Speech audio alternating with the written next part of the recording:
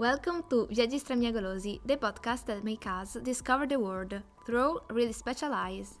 Today, our guest is a tireless, curious, and somewhat curved traveler. He has no suitcase but a backpack. He has no hands but feet, and above all, has a palette almost ready. Matisse, the traveling cat, is with us. Meow at all. I still have some color spots on my fur. I hope you don't mind. On the contrary, they speak of you more than 1,000 words. So, Matisse, where do we start? It all started with a map, my palette, and so much desire to live. I thought, every place I visit, I'll take it home, in my colors.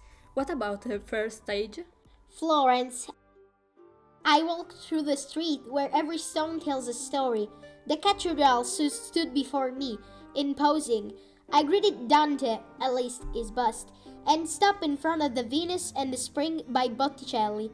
Florence reminded me of the Italian roots from which I come, and that's why my journey started here.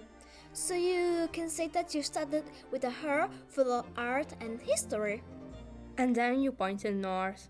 Yes, in Berlin I saw the story told by the walls, literally.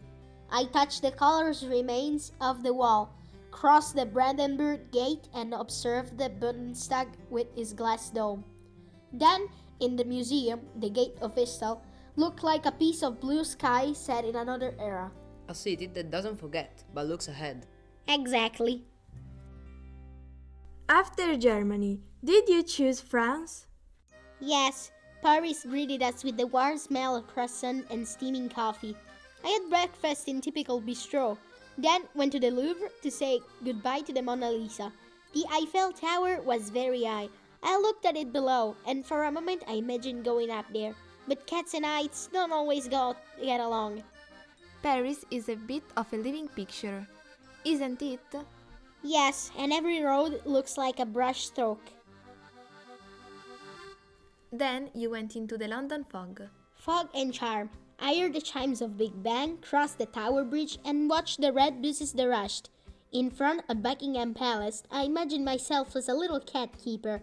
I also met Shakespeare, spirits, let's say, and Sherlock Holmes, who wanted to understand how I hold my brush without fingers. Did you tell him? An artist never reveals all his secrets. Then a nice jump overseas. New York is like a river in flood. I crossed the Brooklyn Bridge with the wind of my mustache, looked at the skyscraper that seemed to touch the clouds, and greeted the Statue of Liberty. Between the yellow taxis and the lights, the city seemed never to sleep. I can see you painting the skyline at sunset. That's right, orange and purple, with a touch of blue. And then on the other side of the world. Australia, golden beaches, singing waves, kangaroos jumping free. I placed the palette in front of the Sydney Opera House and tried to capture the sound of the ocean in my colors. After the heat, you moved on to another atmosphere. In Japan, the cherry blossoms look like pink clouds. I saw Mount Fuji and stand out against the sky, meet a Maneki Neko, a lucky cousin, and let myself be transported into the world of souls. There, I understood that tradition and modernity can coexist as two different colors on the same canvas. It must have been hard to live. Yes, but the journey still called. Last stage.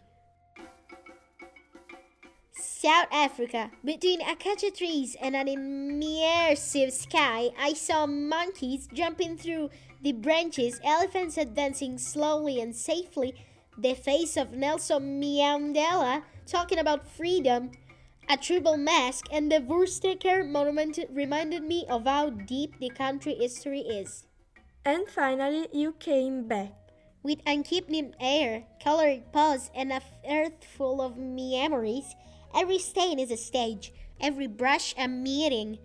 I've learned that traveling is not just about moving, but looking, listening, and understanding. Thank you for sharing your trip with us, Matisse. Thank you.